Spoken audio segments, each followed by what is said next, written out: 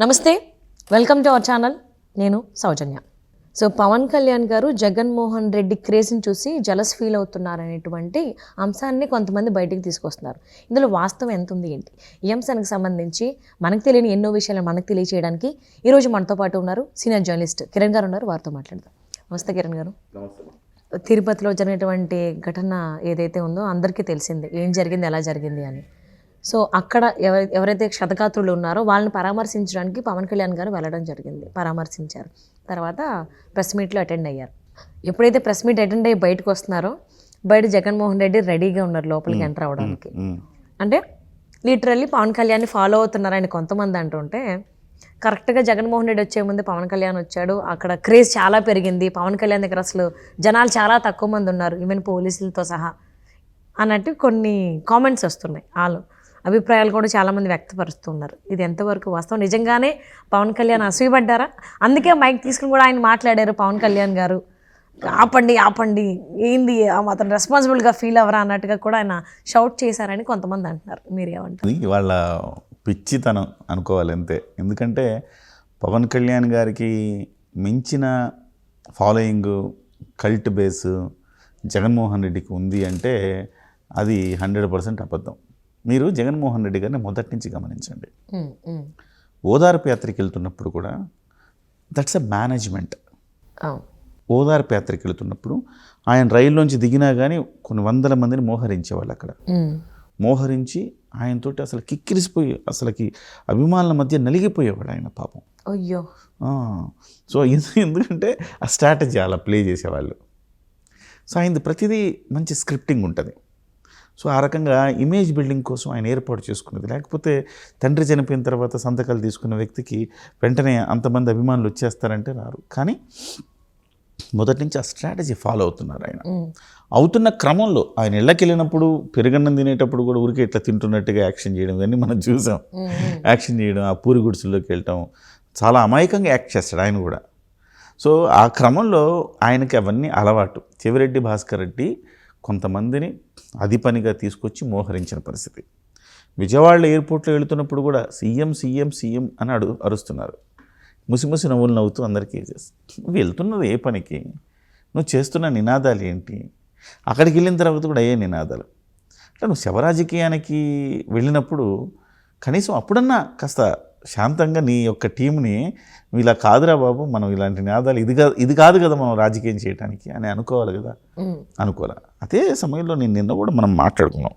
పవన్ కళ్యాణ్ గారు మీరు చెప్పిన అంశంలో ఆయన ఎవరిని వారించారంటే తన అభిమానుల్నే తాను వారించాడు. OG OG OG DCM DCM అని అరుస్తుంటే బుద్ధుందా? ఎక్కడికి వచ్చి ఏం మాట్లాడుతున్నారు, ఏం అరుస్తున్నారు మీరు? పోలీసులకి ఇప్పటికి కూడా బుద్ధి రాలేదయ్యా, కంట్రోల్ చేయలేరా, మొత్తం క్లియర్ చేయండి అని చెప్పాడు. తన అభిమానులు అరుస్తుంటే తన అభిమానులనే ఆయన వార్నింగ్ ఇచ్చాడు, తిట్టాడు.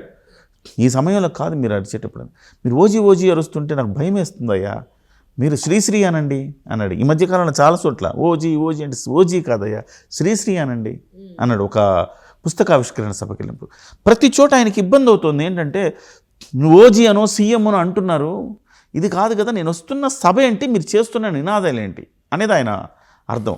ఇంత చెప్పినా వాళ్ళు అట్లానే చేస్తూ ఉంటారంట. అది కొంచెం ఆయనకి ఇబ్బంది. ఆయన నిన్నగాక మొన్న ఆయన పర్యటనలో చేసింది కూడా అదే. వాళ్ళ అభిమానులు ఆయన వారించాడు, కానీ జగన్మోహన్ రెడ్డి అభిమానులు కాదు.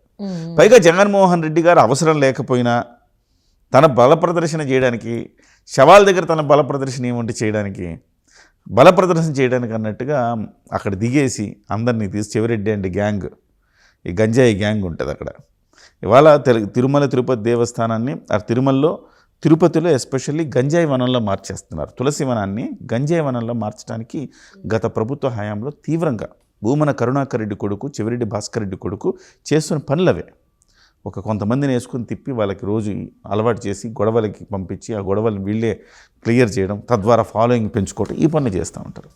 పవన్ కళ్యాణ్ గారు చాలా ప్రతి సందర్భంలో కూడా చాలా చక్కటి సందేశాన్ని ఇస్తూ పోతూ ఉన్నారు. ఇక్కడ జగన్మోహన్ రెడ్డికి ఆయనకి మనం కంపేర్ చేసుకుంటే ఎవరు మనకు కావాల్సిన నాయకుడు అంటే పవన్ కళ్యాణ్ అని మనకు కనపడుతుంది.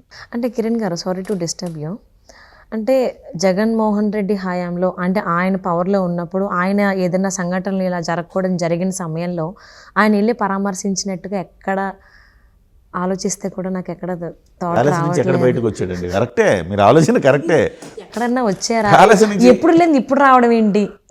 కరెక్టే కదా. చూడండి, మీకు కూడా మంచి డౌట్ వచ్చింది.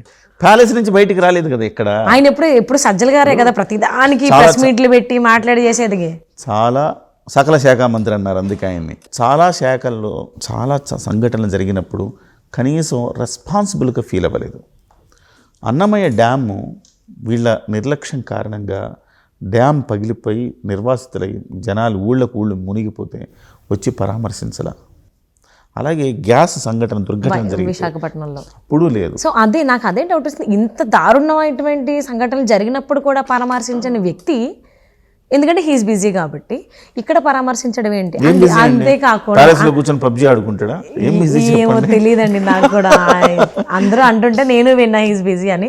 అండ్ ఇంకొకటి ఏంటంటే పరామర్శించిన తర్వాత ప్రెస్ మీట్లో మా హయాంలో ఇలాంటివి జరగలేదు, మేము చాలా పకడ్బందీగా ప్లాన్ చేసుకున్నాము, కానీ టీటీడీ చైర్మన్ అయినటువంటి బిఆర్ నాయుడు మాత్రం సరిగ్గా ప్లానింగ్ లేదు, ప్లాన్ ఫెయిల్ అయింది, అసలు ఆయన ప్లానింగ్ చేయడమే రాదు, హీస్ ఫెయిల్యూర్ వన్ అనేటువంటి కామెంట్స్ చేస్తున్నారు. దీని గురించి మీరు ఏమంటున్నారు? నేనేమంటారంటే సౌజన్య, మీరు ఒక్కటి ఆలోచించాలి. నేను ప్రభుత్వంలో ఉండే వాళ్ళకు కూడా అధికార ప్రతినిధులకు కూడా నేను చెప్పేది ఏంటంటే, ఇలా జరిగింది అన్నప్పుడు తప్పుని అంగీకరించండి, ఒప్పుకోండి.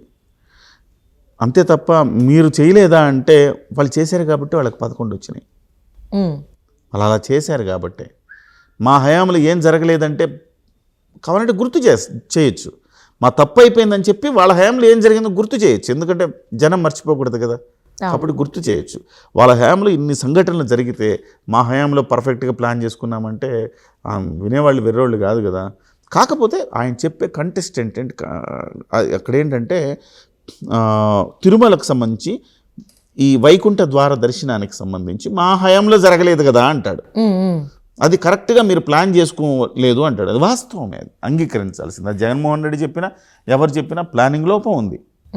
అది టీటీడీ చైర్మన్ తప్పిదము ఉంది, ఈఓ తప్పిదము ఉంది, జేఈఓ తప్పిదము ఉంది, ఇట్లా పోలీసులు శాఖ తప్పిదం ఉంది. ఉమ్మడిగా అక్కడున్న ప్రభుత్వ యంత్రాంగం ఫెయిల్ అయింది. అది మీరు ప్రతిపక్షం జగనన్నా ఇంకొకళ్ళన్నా అంగీకరించాల్సిందే. అంటే ఆయన చెప్పారు, మీరు కూడా రెస్పాన్సిబుల్గా ఫీల్ అవ్వాలి, మీరు కూడా క్షమాపణ చెప్పాలని చెప్పేసి అని కూడా పవన్ కళ్యాణ్ గారు అనడం జరిగింది. సో అలా అన్నప్పుడు అంటే కొంతమంది ఫీలింగ్ ఏంటంటే టీడీపీ వాళ్ళు, సో ఏంటి పవన్ కళ్యాణ్ కూటమిలో ఉంటూ మనల్ని ఏలైతే చూపిస్తున్నాడు, ఒక అంటారు కదా పంట కింద రాయిలాగా కొంచెం డిస్టర్బెన్స్ క్రియేట్ చేస్తున్నాడు ఏంటి, మనతోనే ఉంటూ మనల్ని ఎందుకు వేలెత్తి చూపిస్తున్నాడు అన్నట్టుగా కూడా ఫీల్ అవుతున్నారు అన్నట్టుగా తెలుస్తుంది. అది గొప్ప లక్షణం అంటాను సౌజన్య గారు. నేను గొప్ప లక్షణం అది. ముఖ్యంగా క్షమాపణ కోరాలంటే దానికి ధైర్యం ఉండాల, క్షమించడానికి ఔదార్యం ఉండాల. ధైర్యం ఔదార్యం కలిగిన నాయకుడు పవన్ కళ్యాణ్. క్షమాపణ చెప్పగలడు, క్షమించమని అడగగలడు, క్షమించగలడు ఆయన. కాబట్టి ఆయనకి ధైర్యము ఔదార్యము రెండూ ఉన్నాయి. ఏనాడు అవి రెండూ లేని జగన్మోహన్ రెడ్డి గారు ఏనాడు ఆ పనులు చేయలేకపోవచ్చు. ఒక్కసారైనా క్షమించబోదు. ఈ దేశంలో ఇలా క్షమాపణలు తన తప్పు కాకపోయినా, అంటే కేవలం ఇది ప్రభుత్వం నుంచి కదా, మనమే కదా ప్రభుత్వానికి ఇక్కడ రక్షకులము, ప్రభుత్వం తరపున ప్రతినిధులు మనమే కదా, మన ప్రత్యక్ష ప్రమేయం లేకపోయినా పరోక్షంగా అక్కడ జరిగిన సంఘటనకి ఏదో ఒక రకంగా మనం బాధ్యులమవుతాం కదా అని చెప్పి క్షమాపణ చెప్పాడు.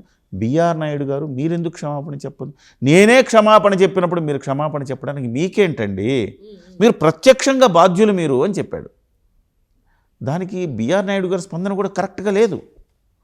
నేను ఎవరో ఏదో అంటే నేను క్షమాపణ చెప్పాలా, క్షమాపణ చెప్తే తిరిగి ప్రాణాలు వస్తాయి. ఏంటి తిరిగి ప్రాణాలు వస్తాయా? మీరు తిరిగి ప్రాణాలు వస్తాయని అనుకోరు ప్రజలు. ప్రజలేమనుకుంటారంటే మీరు క్షమాపణ చెప్తే ఫోన్లే పశ్చాత్తాపడుతున్నాడు ఆయన అని ఒక భావం వస్తుంది ప్రజలకి. మీరు కనీసం ఆ భావాన్ని ఇవ్వలేరా? మీలో పశ్చాత్తాపం లేదా?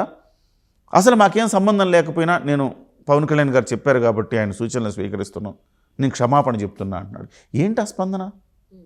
మాకేం తప్పు లేదు కాబట్టి తప్పు లేదని ఎట్లా చెప్తావు? మీదే తప్పిదాం. అక్కడ ఉమ్మడిగా బాధ్యత తీసుకోవాలి మీరు.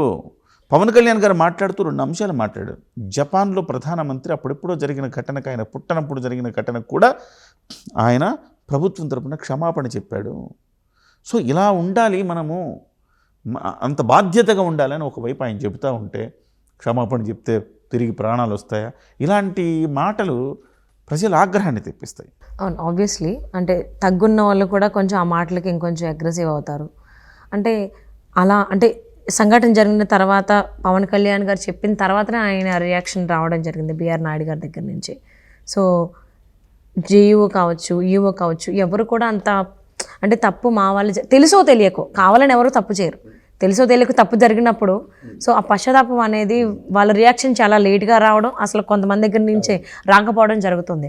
మరి గవర్నమెంట్ నుంచి చైర్మన్ అయినటువంటి బిఆర్ నాయుడు గారి పైన కానీ లేకపోతే ఈఓ జేఈఓల పైన యాక్షన్ తీసుకునేటువంటి అవకాశాలు ఏమన్నా ఉన్నాయని అనుకోవచ్చా, ఉంటాయా?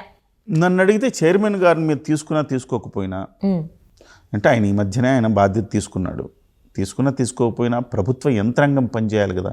టీటీడీ ఈఓ జేఈఓ మాత్రం వీళ్ళిద్దరి మీద మాత్రం యాక్షన్ తీసుకోవాల్సిన అవసరం ఉంది. తీసుకునే అవకాశం ఉందంటే నాకైతే కనపడట్లా. తీసుకోవాల్సిన అవసరం ఉంది. ఇంతకుముందు కూడా మీరు ఒక ప్రశ్న వేశారు, స్వపక్షాల విపక్షాల తయారవుతున్నాడు, పంటి కింద రాయిలా తయారవుతున్నాడని. అలా ఉంటేనే రేపు పొద్దున ప్రజలు మిమ్మల్ని మళ్ళీ వాళ్ళ దగ్గరికి ఓట్లు అడగడానికి వెళ్ళొచ్చు.